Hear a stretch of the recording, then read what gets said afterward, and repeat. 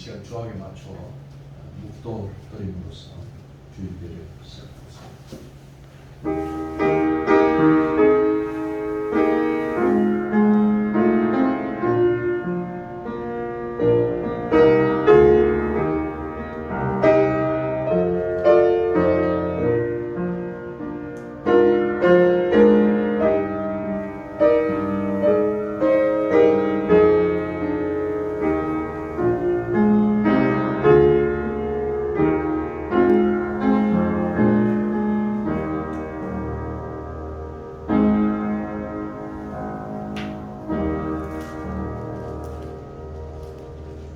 나의 반석이시오 나의 구속자이신 여호와여, 내 입의 말과 마음의 묵상이 주님 앞에 연락되기를 원하나이다. 아멘. 고마우신 하나님, 일주일 동안도 또 저희를 또 열기 속에서 보호해 주시고 또 코비드 상황 속에서도 저희들을 보호해 주시니 감사합니다. 이 시간도 주의 이름으로 두세 사람 모인 것을 함께 하시겠다는 약속을 따라 또 저희 가운데 거하심을 감사합니다. 오늘도 우리의 마음을 모두 하나님 앞에 온전히 올려드리는 예배되게 하시고 신령과 진정으로 드려지는 예배되게 축복하여 주시옵소서. 흩어져 있는 우리의 모든 권속들을 지켜주시고 또 여러 곳에 온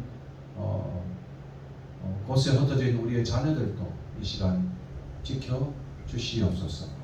성삼위 하나님께서 이 시간 저희와 함께하여 주셔서 저희의 찬송과 또 기도와 또 헌물을 받아주시고 오늘도 말씀 가운데 주의 뜻을 보여 주시옵소서. 감사하고 예수 그리스도 이름으로 기도하옵나이다. 아멘. 주기도문으로 사도신경으로 신앙 고백하겠습니다. 전능하사 천지를 만드신 하나님 아버지를 내가 믿사오며 그 외아들 우리 주 예수 그리스도를 믿사오니 이는 성령으로 잉태하사 동정녀 마리아에게 나시고 본디오 빌라도에게 고난을 받으사 십자가에 못 박혀 죽으시고 장사한 지 사흘 만에 죽은 자 가운데서 다시 살아나시며 하늘에 오르사 전능하신 하나님 우편에 앉아 계시다가 저리로서 산자와 죽은 자를 심판하러 오십니다.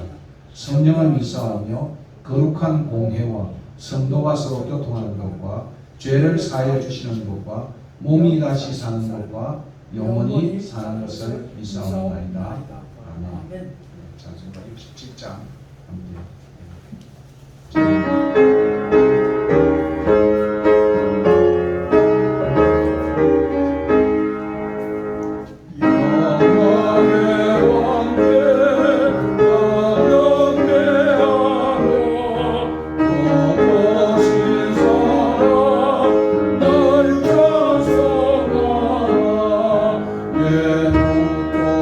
영원히 정령된 신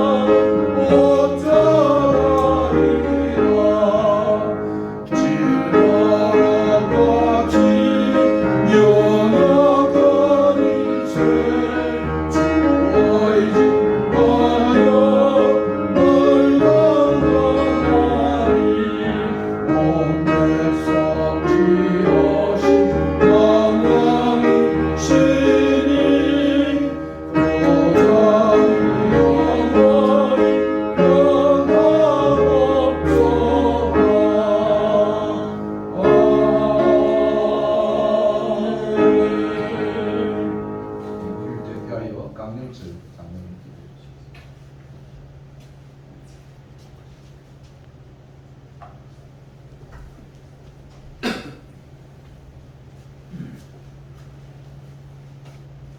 기도드리겠습니다. 이제도 계시고 전에도 계시고 장차 오시리와 그 보좌 앞에 일곱 영광 또 충성된 증인으로 죽은 자들 가운데서 먼저 나시고 땅의 임금들의 머리가 되신 예수 그리스도로 말미암아 은혜와 평강이 너희에 있기를 원하노라. 아멘. 거룩하시고 자비로우시며 영화로우신 하나님 아버지, 주님의 은혜를 생각할 때마다 감사와 찬양과 영광을 드립니다. 하오나 우리는 그 은혜, 그 사랑 깨닫지 못하고 내 마음, 내 생각, 내 뜻대로 살아온 저희들의 잘못을 용서해 주옵소서. 아무것도 염려하지 말고 오직 모든 일에 기도와 간구로 너희 구할 것을 감사함으로 하나님께 아뢰라고 말씀하셨으나 염려와 죄로 주님께 맡기지 못했던 우리의 잘못을 용서해 주시옵소서. 이 시간 우리가 드리는 예배가 신령과 진정으로 드려지는 예배가 되게 하시고 주의 종이 전가하는 생명의 말씀이 오늘 여기에 모인 예배드리며 모두의 마음속에 하나님 은혜와 축복의 시간 되게 하옵소서. 또한 오늘도 세계 방방 곳곳에서 이름 없이 빛도 없이 주의 복음을 전가하는 선교사들 위해 두 손 들어 축복하옵소서. 코로나가 물러가고 예배가 회복되고 순례자 교회의 믿음, 소망, 사랑이 타오르게 하옵소서. 새 일을 행하게 하옵소서. 우리를 구원하신 예수 그리스도 이름으로 간절히 기도드립니다. 아멘.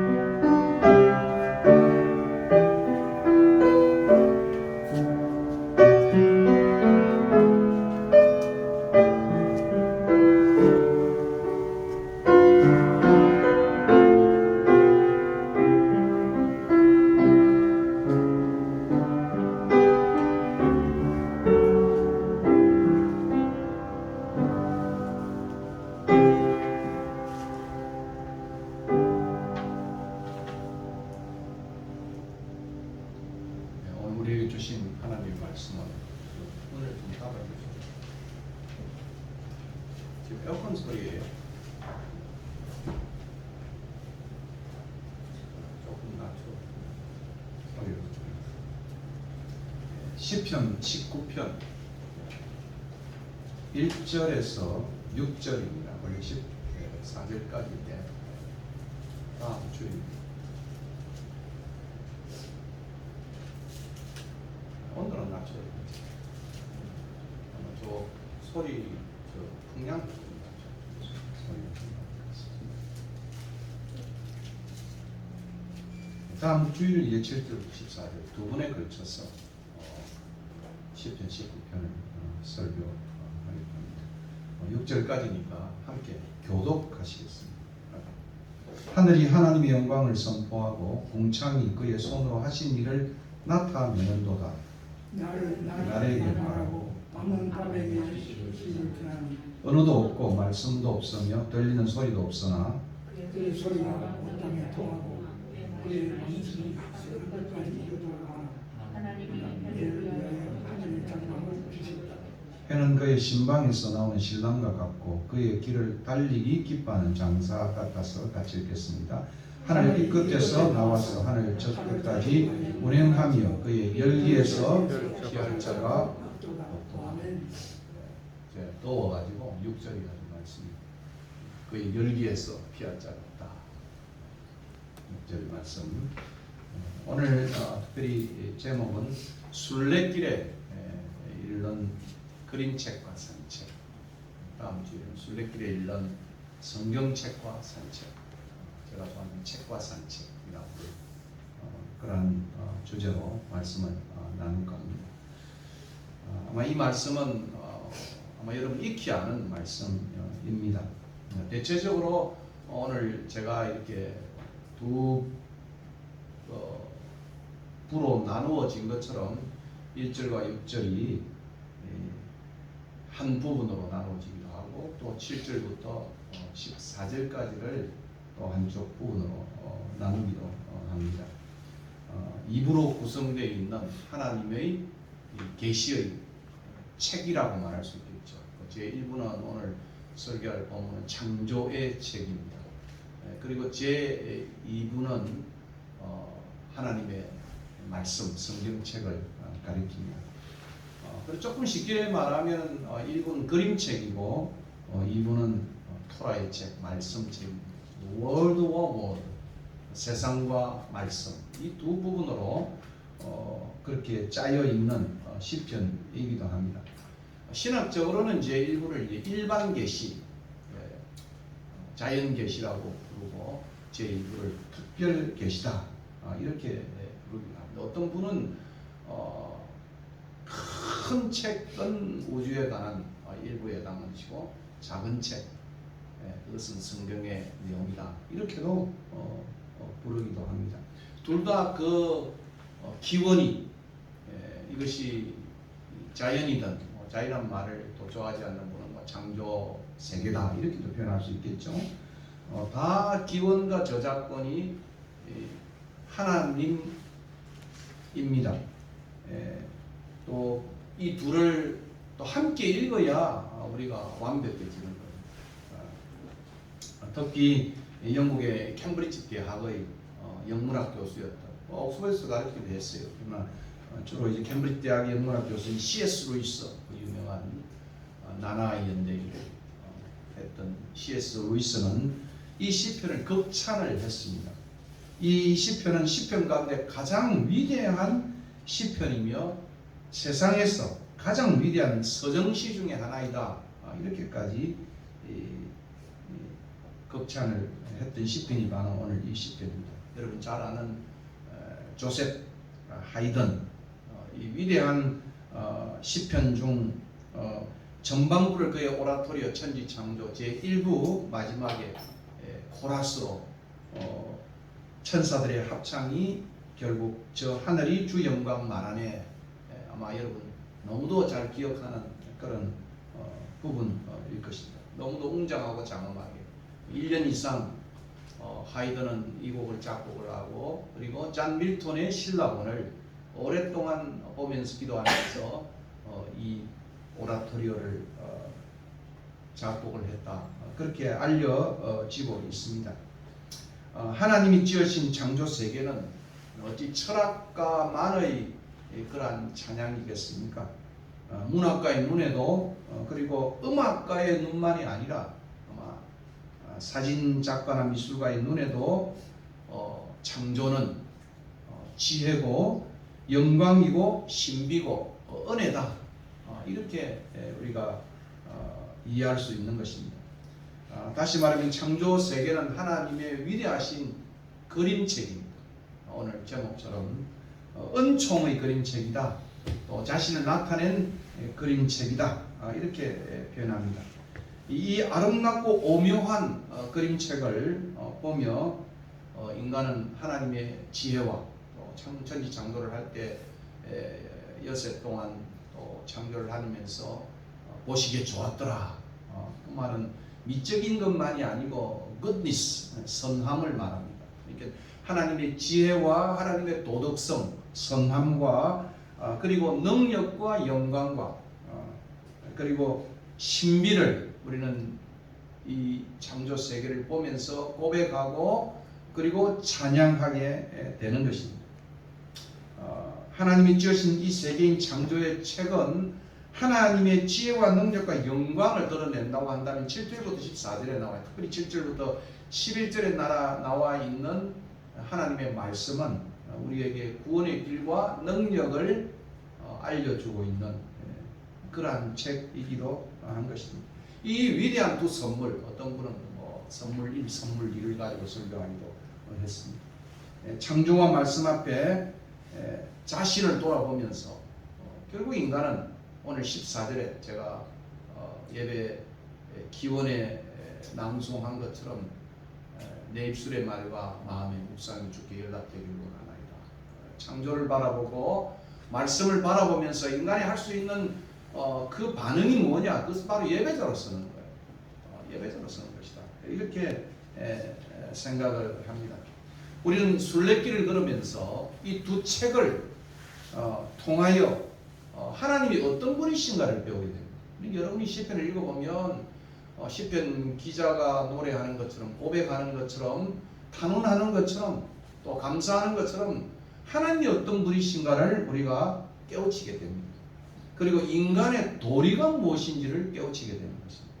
그리고 더 깊은 것은 지혜와 성찰과 성숙의 길을 이 하나님 만드신 만물을 통해서, 창조 세계를 통해서 우리가 깨우치게 된다, 그런 말입니다.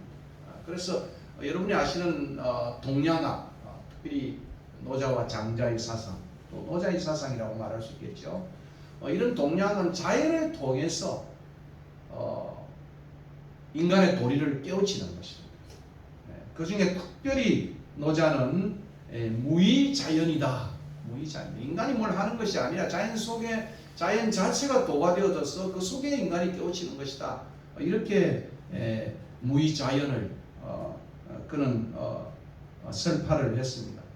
그 중에 특별히 노자의 사상 속에, 그 자연 속에 가장 노자의 사상 속에 중요한 것은 물에 대한 이해이기도 합니다. 물을 통해서 노자는 인간의 도리를 깨우치는 것입니다. 제가 좋아하는 노자의 도덕경 제 8장에 나오는 제 카톡에도 때로는 그 메시지를 싣기도 하는데요. 상선약수다. 상선약수다. 상선, 최고의 선은 물과 같은 것입니다. 물과 같은 것입니다. 최고의 도는 물과 같은 것입니다. 노자는 이렇게 설명을 합니다. 그래서 많은 사람들이 이 휴가철에 보면 노자 이 사상에 깊이 접목에 있는 것을 봅니다. 이는 이렇게 설명할 수 있어. 풀어 설명하면 물은 만물을 이롭게 하고 다투지 않고, 한번 물이 흘러가는 걸 잘 보십시오. 그리고 자기 길을 간다. 물은 만물을 이롭게 한다. 그리고 물은 다투지 않는다. 그리고 물은 자기 길을 간다. 산이 가로막으면 돌아간다. 그리고 웅덩이를 만나면 체험 후에 기어코 물은 자기 길을 간다. 마음을 비우고 때가 무르익어야 물은 움직인다. 결코 다투지 않고, 부쟁을 말하는 것이죠. 무리하지 않기에 물은 말장난 같지만 허물이 없다. 부쟁의 의미와 그리고 무리하지 않는다는 거예요. 때를 기다린다는 거예요. 그렇기 때문에 물은 허물이 없다. 그리고 물은 모든 사람이 제일 싫어하는 낮은 곳에 머문다. 그러므로 물은 도에 가깝다. 이게 상선약수의 중요한 핵심된 그러한 깨우침이 있는 것입니다. 그래서 어느 분은 또 물의 연장인 바다를 바라보면서, 바다는 세상에 가장 낮은 곳의 물이지만 가장 큰 물이다. 물을 보면서, 물이 흘러가는 낮은 곳으로 흐르지 않아요. 그러면서 그 마지막에 그 바다는 가장 낮은 곳의 물이지만은 가장 큰 물이다. 모든 것을 받아주는 바다. 바다는 모든 것을 받아준다. 그런데 혼탁하지 않다. 우리 모든 걸 받아주면 혼합주의가 되잖아. 근데 물은 모든 것을 받아주면서 결코 물은 스스로 정화하는 기능을, 바다는 정화하는 기능을 가지고 있다. 그렇게 설명을 합니다. 이처럼 자연은 인간의 도리를 알려준다. 이것이 바로 동양 노자 사상의 가장 중요한 것이고, 또 이 노자의 사상은 제왕론에 있어서 인간만이 아니고 다스리는 사람들의 한 모습을 설명하기도 하는 것입니다. 그렇습니다. 자연은 우리에게 인간의 도리를 알려줄 뿐 아니고, 더 나아가 하나님의 길을 더듬어 찾게 해준다. 이게 성경이 말하는 또 하나의 원리인 것입니다. 사도행전 17장 27절에 보면, 이는 사람으로 혹 하나님을 더듬어 찾아 발견하게 하려 하심이로되 그는 우리 각 사람에게서 멀리 계시지 아니하다. 자연 속에 하나님의 흔적, 하나님의 모습을 인간은 깨우치게 된다. 그런 말입니다. 자연인은 자연을 통해서 인간의 도리를 깨우치고 하나님의 길을 더듬어 찾을 수 있다고 한다면, 그러나 신앙인은 그보다 더 나을 수 있겠죠. 자연을 통해서 하나님의 지혜와 능력과 영광을 알게 되고 깨우친 정도가 아니라 그 하나님을 찬양하게 됩니다. 찬양하게 됩니다. 자연계시 이러한 성찰적인 의미와 또 제가 좀 달리 표현한 몽학선생으로서 역할, 우리를 하나님 앞으로 인도하는 것이죠. 그죠? 마치 죄가 율법이 우리를 하나님 앞으로 인도하는 것처럼 자연이 하나님 만드신 만물이 하나님을 알아듣으면 찰 수 있는 몽학선생의 역할을 이해하면서 이 시편 19편을 한번 생각해 보자는 것입니다. 무엇보다도 오늘 이 시편의 시인은 다윗입니다. 오늘 제가 그래서 많은 이 학자들의 여러분이 시편 기록을 읽어보면 1절이 이 표제어가 1절이 되어 있고 15절까지가 되어 있어요. 제가 1절을 어떤 면에 표제를 읽지를 안 했습니다. 이 다윗은 어린 시절 부모를 떠나서 홀로 여러분 알다시피 목동으로 바깥 세상에서 생활을 했습니다. 그러니까 그가 유학을 갔는데 뭐 하버드나 예일이나 뭐 어디 좋은 독일이나 뭐 이런 데 간 것이 아니고 목동으로서 그 하나님 만드신 만물 속에서 홀로 고독한 유학의 길을 갔다. 이렇게도 배움의 길을 갔다. 이렇게 말할 수 있습니다. 그러므로 이 바깥 세상 속에서 하나님 만드신 만물 속에서 목동으로 살면서 그는 호연지기 그 이상을 그는 배웠습니다. 그에게 하나님이 만드신 창조 세계는 우주는 그의 가장 위대한 교실이었습니다. 교실이었어요. 그리고 이 교실의 위대한 선생은 그 세계를 만드신 하나님 자신인 창조주 하나님이었습니다. 근데 자세히 읽어보면 오늘 이 본문에 이 1절부터 6절까지는 N이라고 하는 창조주 하나님의 그 이름이 나와 있다고 한다면 7절부터 그 위에는 야훼라는 이름이 나와 있어요. 야훼는 주로 이제 이스라엘의 구원주로, 구속주로. 그러니까 다윗이 이 그 목동의 생활을 하면서 그 창조 세계 만물 하나님 만드신 만물 속에서 엘의 하나님, 창조주 하나님을 인식할 뿐만 아니라 그가 신앙으로 전래되어서 들어왔던 이스라엘 역사 속에서의 그 구원자 하나님을 그가 또 그 하나님의 모습 속에서 그 창조의 세계를 또 이해했다. 그런 말씀입니다. 그래서 많은 학자들이 엘과 야훼의 이 두 이름이 두 가지 다른 버전의 그러한 자료들이 합쳐졌다 이렇게 말하는데 저는 그것이 하나의 책으로 그렇게 다윗이 오늘 우리에게 시로 소개하고 있다는 것을 생각해 볼 필요가 있는 것입니다. 그 속에서 다윗은 이 만물 속에서 다윗은 위대하신 하나님의 지혜와 영광과 임재하심을 경험을 했습니다. 그리고 어머니 품보다도 더 포근한 하나님의 품을 그는 이 자연 속에서 창조 세계 속에서 만났습니다. 언어도 없고 오늘 본문에 보면 말씀도 없고 들리는 소리도 없는 이 적막과 고요 속에서 그가 배운 것은 위대한 하나님의 침묵의 언어였습니다. 하나님이 만드신 세계가 그의 시학 교실이었습니다. 그러니까 시를 배우기 위해서 연습하는 것이 아니라 하나님 만드신 그 만물이 그에 있어서 그 배움의 시학 교실이었고 그의 인생 교실이었고 그리고 그의 신학 교실이었습니다. 그가 도망자로서 고난의 길을 걸을 때에도 이 세계는 제가 조금 어렵게 말하면 그의 구원론의 교재였습니다.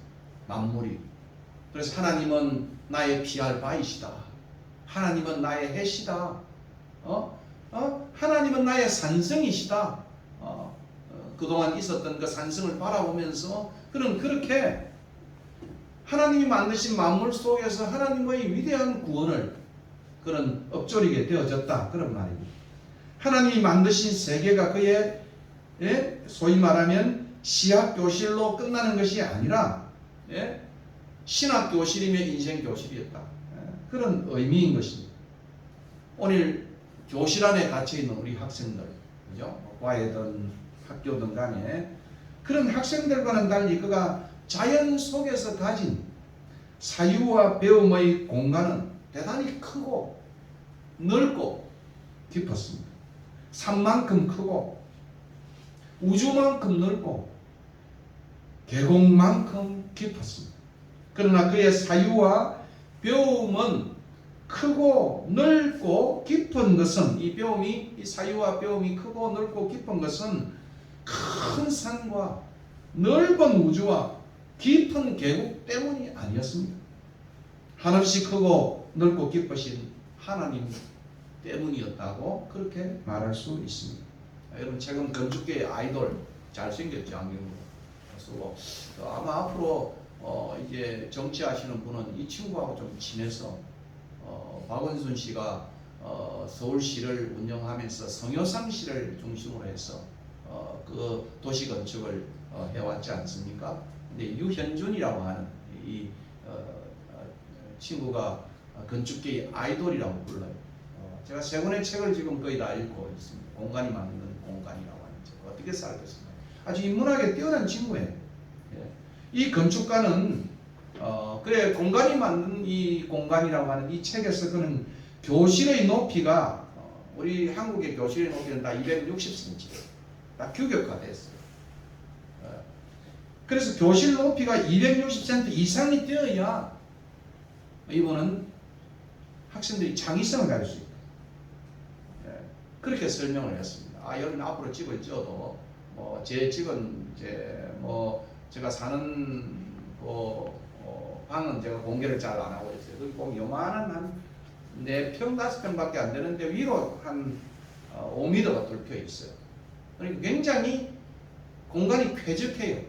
조그만 모습처럼 보이지만 위로 뚫어 놨기 때문에 훨씬 더 공간의 쾌적함을 누릴 수가 있는 것입니다. 그래서 그는 우리 한국에 있는 이 정말 규격화되어진 이 교실을 다 지금 새롭게 재정비해야 되는데 그것은 넓게 하고 또 조각조각 내어져서 동선을 많이 해서 학생들이 뛰어놀 수 있도록 해야 된다. 이렇게 그런 자기 책에서 제안을 하고 있습니다.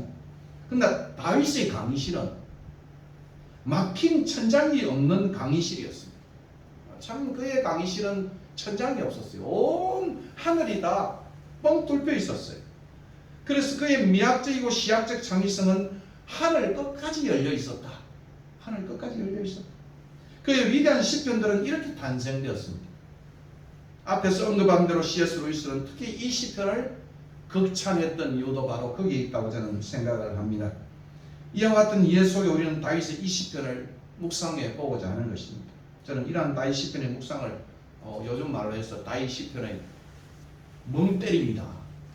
묵상이란 말을 좀 멍때림으로 바꿔서 요즘 멍때림 클럽도 있대요. 근데 그 멍때림은 성찰적 멍때림, 그냥 맹해서 이제 잠오는 멍때림이 아니고 성찰적 멍때림이다. 그렇게 부르고 싶어요. 1절입니다. 하늘이 하나님의 영광을 선포하고 궁창이 그의 손으로 하신 일을 나타내는도다. 스폴저는 하늘을 바라보고도 자신을 무신론자로 주장하는 사람은 어리석은 자이거나 거짓말쟁이다. 이렇게 스폴저는 주장을 했습니다. 시인은 결코 오늘 이 1절을 보니까 하늘과 궁창을 의인화하여서 그것들이 하나님의 영광과 그리고 손으로 하신 일을 선포하고 알린다고 그렇게 이 시인은 노래하고 있습니다. 하늘과 궁창의 선포와 알림은 언어적인 것이 아니었습니다. 버발한 것이 아니었습니다. 보다 시각적이고 회화적인 그러한 것이었습니다. 그리고 그 내용은 창조주로서 하나님의 위엄과 영광의 모습이었다. 시편에 자주 나오는 하나의 모습이죠. 시편 8편에도 그랬고 또 102편 25절에도 이 창조주 하나님이 그 영광이 온 천지 만물 속에 그렇게 알라리 다 그려져 있다. 이렇게 시인은 노래하고 있습니다. 하나님의 존재 자체의 이 무거움이 영광이라는 카보드라고 하는 단어가 무거움이에요. 그러니까 창조 자체가 하나님의 존재 자체의 무게를 반영하고 있다. 이런 말입니다. 참 이게 굉장히 중요한 표현입니다. 창조 자체는 이러한 시각적 표현과 선포와 알림은 오늘 본문에 보니까 전시간적이에요. 전방위적이에요. 전공간적인 선포와 알림이라고 말하고 2절입니다. 날은 날에게 말하고 밤은 밤에게 지식을 전한다. 낮과 밤 어느 하나 하나님에 대한 지식을 알리지 않는 것이 없다고 이 시는 노래하고 있습니다. 캄캄한 밤이라고 무식하지 않다. 무지하지 않다. 네. 밤의 찬란한 별들을 보면 참 그 안에 하나님의 그 놀라우신 신비가 하나님의 위대하신 그러한 능력이 위엄이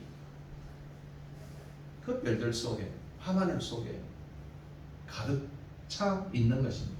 그들도 이 밤도 지식을 알고 있다.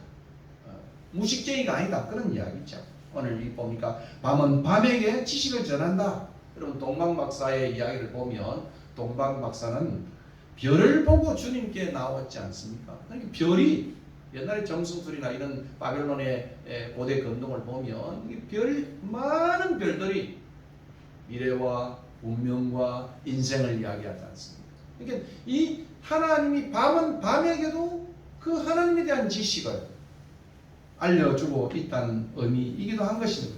낮이면 낮, 밤이면 밤, 낮이면 낮대로 밤이면 밤대로 아니 밤낮으로 어느 시간도 창조 세계는 하나님의 위엄과 능력과 영광을 알리지 않는 시간은 없는 것입니다.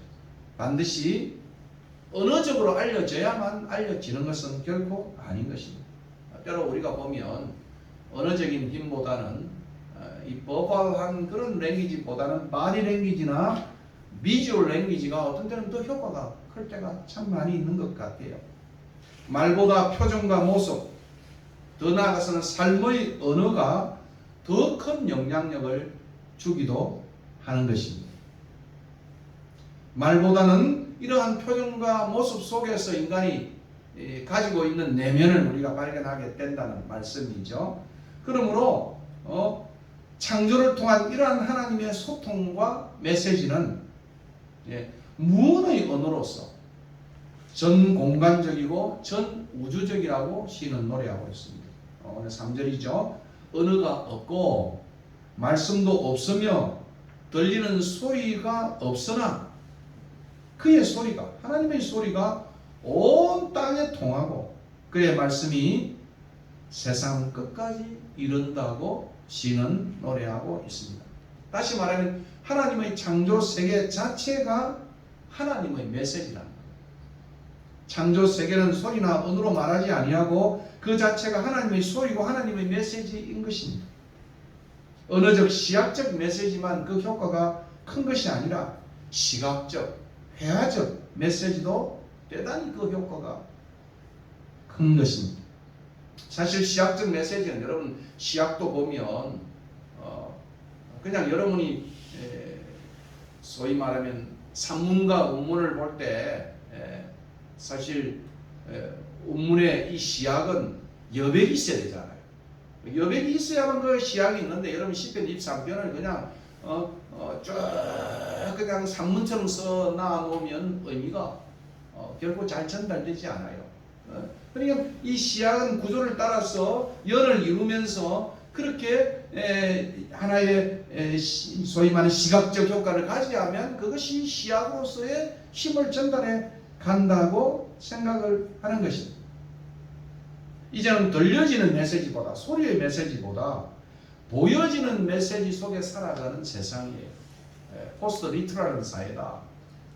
맥루안이 말한 것처럼 이 갤럭시라고 하는 그 속에 이미 우리는 이 이미지의 시대 속에 살고 있다. 그렇게 말합니다. 그래서 소통이 이제는 언어에서 시학으로 그리고 이미지에서 더 나아가서 존재 자체로 나아가. 그래서 요즘 미학도 보면 나래한 가지는 굉장히 또 단순해요. 모노크롬이라고 하는 이 하나의 색을 가지고 그렇게 전달해요. 여기 나 있는 저 그림도 이완 씨의 이제 그림 중에 하나인데 굉장히 단순해요. 이완 씨는 더 단순하게 그려요. 그러니까 하나의 모노크롬 하나가 그 색깔 그 존재 자체가 그것이 더 깊은 의미로 전달되어진다. 그런 의미입니다. 능력 있는 메시지란 말만이 아니고 결이 있어야 돼요. 결은 진정성이죠. 그리고 품격이 있어야 돼요. 통전성이죠. 그래서 우리가 미국에서는 품격이란 말을 integrity, 동전되어졌다. 말과 행위가 같다는 거예요. 결이 있어야 되고, 그 사람 결이 뭐냐? 딱 보면 결을 보이잖아요. 그리고 품격이 보이잖아요. 그러니까 말보다 더 나은 것은 그것은 결이고 그것은 품격이다. 이렇게 생각을 합니다.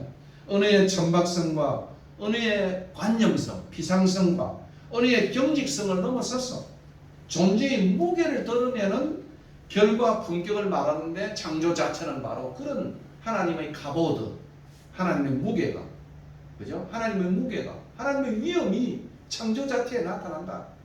그렇게 말할 수 있는 것입니다. 확실히 창조 세계는 그분의 위대한 그림 언어인 것입니다.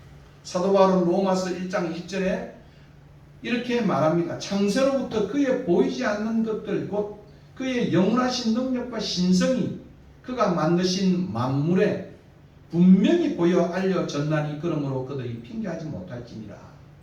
근데 문제는 뭐겠습니까? 이렇게 하나님의 신성이 만물 속에 나타남에도 불구하고 인간은 그 창조 세계를 보고 그들이 하나님을 영화롭게도 안 하고 그리고 감사하지도 아니하고 도리어 밀어나여서 하나님의 영광을 우상으로 만들었다고 바울은 로마서 1장 21절과 23절에 신랄하고 있는, 신랄하게 비평하고 있는 모습을 봅니다. 저는 이렇게 생각을 합니다. 자연이, 창조 세계가 은혜를 배제하거나 거부하지 않고 또 은혜도 자연을 배제하거나 거부하지는 않는 것입니다. 오히려 은혜가 자연을 더 완성해가고 자연을 더 고상하게 만들어 간다라고 하는 어느 종교인의 이야기는 상당히 흥미로운 것이에요. 그러니까 자연은 은혜를 더욱더 풍성하게 하고 은혜는 또한 자연을 더 풍성하게 한다. 이렇게 말할 수 있는 것입니다. 은혜를 사모하면서도 자연을 사랑하고 보호하는 신앙인이 되어야 된다. 우리가 휴가철에 사람들이 많이 가는데 그렇게 말할 수 있어요. 이런 신앙인을 우리는 영어로 말하면 그린 크리스찬이라고 불러요. 푸른 녹색의 소위 자연을 사랑하는 그런 크리스찬이다. 그렇게 말할 수 있습니다. 녹색의 푸르름을 지닌 신앙인을 의미한다는 것입니다. 그래서 너무 뻘겋고 열받고 싸우는 레드 신앙인이 아니라 저는 푸르른 녹색의 건강한 상생의 그린 크리스찬이 될 수 없을까? 이런 것은 한번 생각해 보았으면 좋겠습니다. 우리는 이 휴가철에 분주했던 일로부터 멈추고 하나님이 만드신 창조 세계로 나아가서 하나님의 지혜와 선함과 능력과 위엄 앞에 자신을 돌아보면서 깊은 통찰과 성찰의 시간을 가졌으면 하는 것입니다. 제가 좋아하는 자문의 말씀 속에 이런 것이 있습니다. 지혜자는 자문에서 이렇게 표현했습니다. 내가 게으른 자의 숲을 보고 마음이 깊어졌다. 내가 게으른 자의 숲을 보고 마음이 깊어졌다. 모르겠어요. 제가 지금 우리 이 순례자의 집과 모래 정원의 지금 숲이 지금 오래돼가지고 엊그제 이제 이 말씀을 준비하면서 낯을 들고 가면서 다 지금 했어요. 오늘 우리 김 집사님이 조금 도와주실지 모르지만 저 잡초들을 다 베는 땀을 뻘뻘 흘리면서 그리고 심어놨던 피크 뮬리가 다 덮어져 있어요. 그래서 그걸 다 빼면서 했는데 이 지혜자가 이렇게 내가 게으른 자의 숲을 보고 마음이 깊어졌다. 단순한 그 숲에 대한 관찰이 아니죠. 여기서는 뭐겠습니까? 통찰이죠. 통찰은 인사이트 그런 말입니다. 보는데 그냥 보는 것이 아니라 관찰, 오브저베이션이 아니라 깊이 보는 거죠. 더 나아가서 성찰은 리프렉션 해가는 거예요. 마음이 깊어지는데 그것은 큰 지혜와 깨우침으로 생각한다는 거예요. 이게 바로 지혜 문학이 들려주는, 자문이 들려주는 그러한 내용입니다. 그리고 더 나아가서 우리는 자연의 세계를 통하여 우리의 잃어버린 묵상과 예배를 찾는 시간이 되었으면 하는 거예요. 저는 이런 것을 앞서 말한 것은 성찰적 멍때립니다. 멍때리, 요즘 뭐 멍때리 좋아하잖아요. 숨멍 때린다, 뭐 불멍 때린다, 물멍 때린다 이렇게 표현을 하는데 저는 순례자의 집 이모네 정원이 이런 공간으로 좀 탄생됐으면 좋겠다. 좀 진정한 이제 묵상의 지금 바위를 만들어 놨는데 저쪽 주변에도 팻말을 걸고 이 속에서 하나님의 그러한 오묘하신 것들을 깨우치는 그런 일들이 있어지면 좋겠다는 생각을 하고 있습니다. 휴가길에 하나님 만드신 이 위대한 책, 어르신이 말했던 Great Big Book, 이 창조지요. 이거 함께 산책을 우리가 함께 즐기는 우리 모두가 되었으면 좋겠다. 그런 생각을 합니다. 오늘 자문의 이야기는 상당히 흥미있는 것이죠. 그리고 이어 시인은 창조 세계를 찬양하면서 뭐 창조 세계 전체를 아주 몇 가지로 지금 환유로 설명하겠죠. 창조를 다 가리키면서 하늘과 궁창, heavens, 그리고 이게 skies, 이렇게 궁창이라는 것은 우리가 이 지구가 있다고 하면 지구를 이렇게 큰 사발로 거꾸로 덮어놓은 것을 궁창이라고 불러요. 하늘이 여기 있다고 한다면 해와 별과 달이 있는 그 공간을 우리는 궁창이라고 부릅니다. 그걸 가지고 창조 세계를 지금 반영하면서 하나님의 영광과 능력을 선포하고 있는 모습을 보입니다. 이 마지막에 와서 가장 위대한, 하늘에 있는 가장 위대한, 가장 중심적인 태양을 통해서 그는 하나님의 창조 세계를 찬양하고 있는 것을 봅니다. 4절부터 6절까지요. 휘장처럼 여러분 시편이라든가 또는 선지서를 읽어보면 하늘을 커튼이라고 불러요. 휘장이라고 불러요. 예수님께서 세례를 받으시고 물 위로 올라오시면서 또 하늘에 또 휘장이 찢어졌다 그랬잖아요. 그죠? 그리고 여러분이 그 마지막에 보면 예수님께서 이제 돌아가실 때, 죽으실 때 성전에 있는 휘장이 찢어지는 겁니다. 성전에 있는 휘장이라는 것은 성전 앞에 있는 큰 스테어리 커튼이에요. 그러니까 별들로 수놓아진 하늘을 상징하는 커튼이 그 성전 앞에 있어요. 그것이 찢어지는 거예요. 왜냐하면 예수 그리스도께서 속죄를 통해서 하나님과 우리 사이에 가려진 이 모든 담들을 다 허무는 위대한 일이, 새롭고 산 길이 벌어진다. 그런 말입니다. 그 휘장을 말하고 있는데 이 휘장이 구약에서는 주로 하늘을 상징하고 있어요. 그러니까 휘장처럼 거주하는 장막으로 하늘을 펼쳤다. 이렇게 이제 이사야 4장 22절 후반절을 표현하고 있습니다. 이게 하늘 휘장으로. 그런데 오늘 여기는 보면 이 해가 거주하는 그러한 장소로 거처를 만들었다 이렇게 표현하고 있습니다. 해가 들어가잖아요. 그럼 어디로 들어가겠습니까? 우리 처제가 저녁 때면 또 여기 마침 들어가잖아요. 집으로 가지 않습니까? 그죠? 그 잠을 자겠죠? 그죠? 그러면 이제 해가 뜨면 나오지 않습니까? 오늘 그게 거처예요. 오늘 이것을 여기 신랑의 모습으로 우리에게 소개를 하고 있는 것을 봅니다. 하나님이 하늘에 장막을 베푸신 것은 해를 위한 것이었다. 태양의 중심, 가장 중요한 해를 위한 것을 시인은 노래하고 있어요. 4절 후반절입니다. 하나님이 해를 위하여 하늘에 장막을 치셨다, 베푸셨다, 피치했다. 그런 표현입니다. 베푸셨다. 해는 그의 신방에서 나오는 신랑과 같고 그의 길을 달리기 기뻐하는 장사 같았어. 하늘 이 끝에서 나와서 하늘 저 끝까지 운행하며 그의 열기에서 피할 자가 없도다. 아주 아름다운 표현으로 지금 삼고 있는 것입니다. 여기 시는 해가 마치 신방에서 나오는 신랑이, 그 거처에서 나오는 신랑이, 특별히 신방에서 나오는 신랑이 행복한 얼굴로 기쁨이 가득한 모습으로 하늘 이 끝에서 동에서부터 붉게 떠오른다는 겁니다.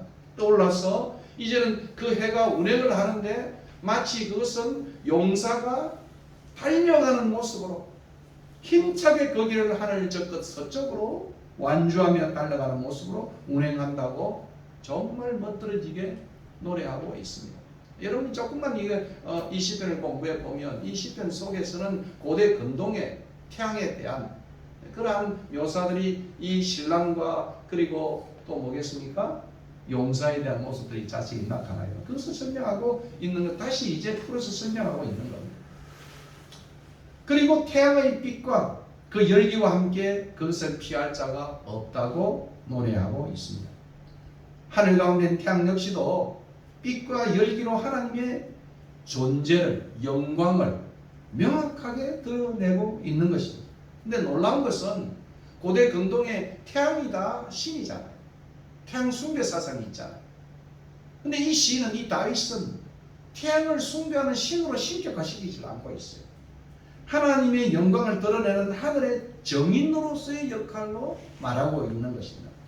신은 당대의 고대 근동의 태양을 신으로 섬기는 태양 숭배 사상을 거부하고 태양 역시도, 그죠? 그 하늘의 중심이 된 태양 역시도 하나님이 만드신 것이고, 태양을 하늘에 두신 분은 하나님이시며, 태양은 하나님이 정하신 궤도를 따라 운행하며 하나님을 찬양한다고 말하고 있습니다. 대표적인 하늘의 이 태양을 통해서, 해를 통해서 하나님을 찬양하는 주된 사자로 설명하고 있는 겁니다. 대단히 아주 흥미로운 그러한 내용이죠. 결국 하나님이 자신이 참된 신랑의 모습이고 용사의 모습 가운데 태양처럼 자신을 드러내고 있습니다. 그래서 태양을 섬기는 것이 아니라 하나님이 해가 되고 하나님이 방패가 되고 하나님이 돕는 자가 된다고 시는 노래하고 있는 것입니다.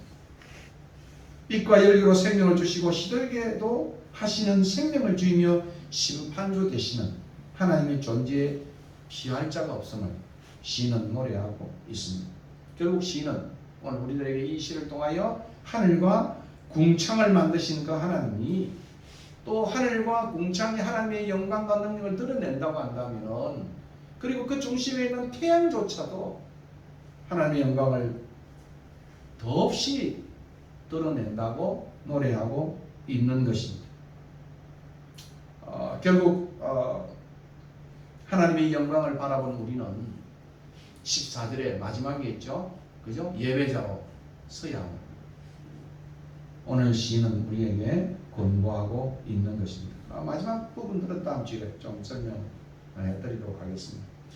저는 특별히 오늘 설교를 이제 끝내면서 프롤로그의 이 시에 대한 평가를 또는 설명을 여러분에게 말씀드리면서 설교를 마칠까 합니다.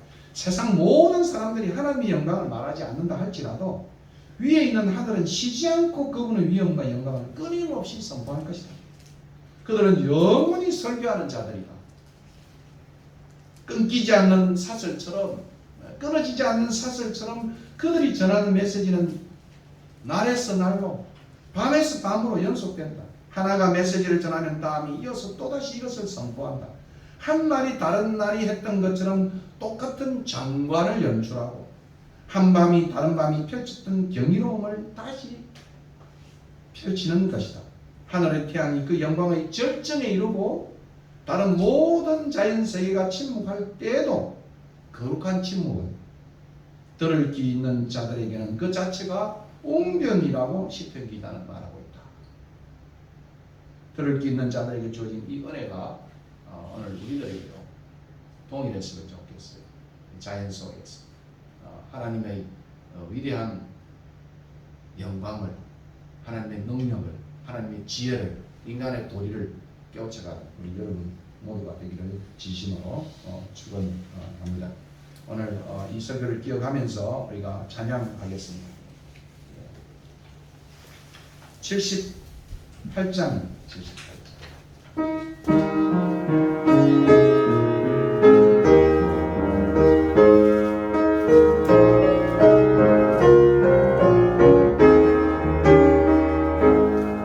주여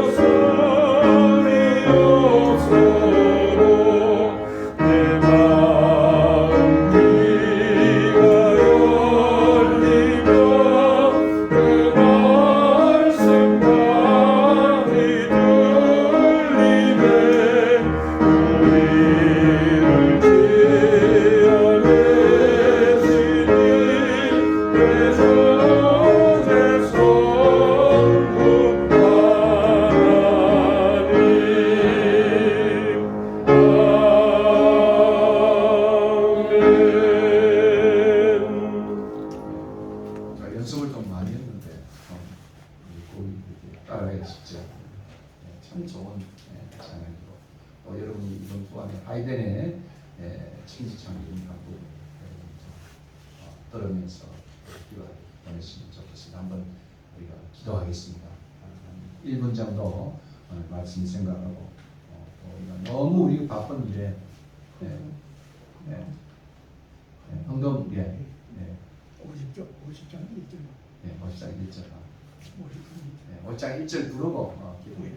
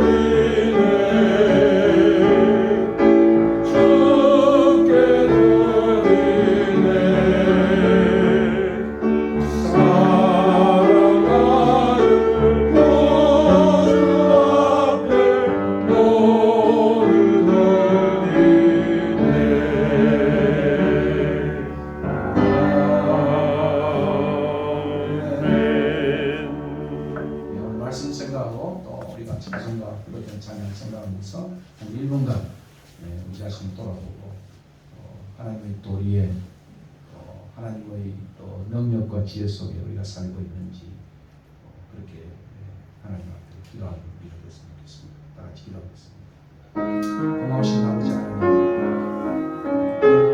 만물이 공창이 온 세상이 하나님을 찬미하는 우리는 바쁜 일상 속에서 하나님의 지혜를 잃어버리고 하나님의 선함도 찾지 못하고 분주히 우리가 살 때가 참 많지만 다시 한번 자신을 돌아보고 하나님 앞에서 우리 연약한 모습과 하나님의 크신 모습을 대조하여 새 힘을 얻는 재충전되어진 마음을 모두 나눌 수 있도록 인도하여 주시옵소서.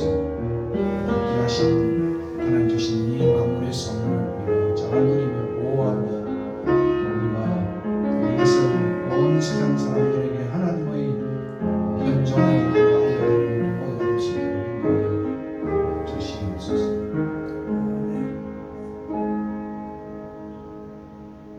부족한 우리들을 위하여 이 땅에 온 세상을 만드시고 또 마지막 날 우리를 만드셔서 이 땅을 관리하게 해주시고 이 땅 속에 하나님의 지혜와 선함과 능력과 위엄을 저희가 알고 하나님 앞에 찬양의 생활을 할 수 있도록 우리를 붙들어 주시니 감사합니다. 너무 일에 치여서 우리가 살 때가 많이 있습니다. 인간관계에 또 우리가 치여서 살 때도 많이 있습니다. 때로는 우리가 일을 중지하고 또 자연 속에 들어가 하나님의 얼굴을 보하고 또 하나님의 마음을 닮아가는 우리 모두가 될 수 있도록 하나님 우리를 긍휼하게 대하여 주시옵소서. 때마다 일마다 도와주신 하나님 은혜에 감사하여 물질의 일부를 주님 앞에 올려드렸습니다. 이 물질이 잘 사용되게 하시고 하나님의 영광을 드러내는데 사용될 수 있게 하시고 오늘도 미창한 우리의 모든 권속들 어디든지 간에 하나님이 강건하게 지켜주시고 안전하게 지켜주시고 또 특별히 멀리 가 있는 우리의 자녀들도 주의 장중에 붙드셔서 큰 탈 없이 하나님을 잘 섬기는 귀한 종들 되게 인도하여 주시옵소서. 이제는 우리 주 예수 그리스도의 은혜와 하나님 아버지의 크신 사랑과 성령의 교통하심이 오늘도 만물을 만드시고 또 이 만물 속에서 자신의 뜻을 보이시는 그 하나님을 저희들이 발견하고 더 깊은 성찰과 통찰의 길을 걷기로 다짐하는 주의 백성들 머리 위에 오늘도 선교지에 가 있는 모든 선교사님들 위해 또 농촌과 또 여러 곳에서 해가는 사랑하는 주의 종들 위해 이제부터 영원토록 함께 있을지어다. 아멘.